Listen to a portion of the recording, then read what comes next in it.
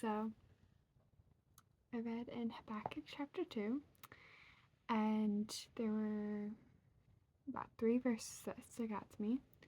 Verse 1 was verse 3, which says, "For the vision is yet for the appointed time. It testifies about the end and will not lie. Though it delays, wait for it, since it will certainly come and not be late." So this is God speaking to Habakkuk.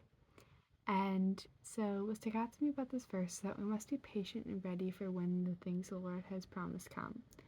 So, for instance, the second coming and the tribulation and the rapture and the end times basically. Then the next verse that stuck out to me was verse 14, which says, "For the earth will be filled with the knowledge of the Lord's glory as the water covers the sea."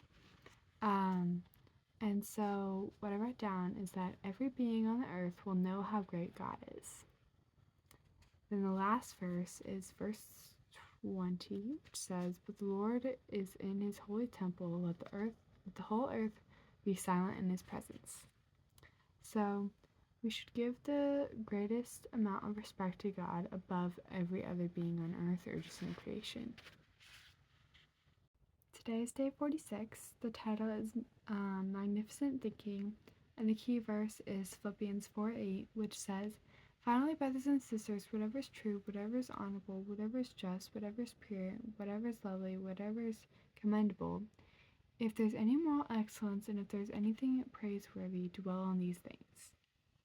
So, what I wrote down is that we should dwell on the things that honor God, and that are Christ-like. And then in the lesson, it talks about how the Bible tells us to think of very specific things from above, not obsess over the advice or opinions of others.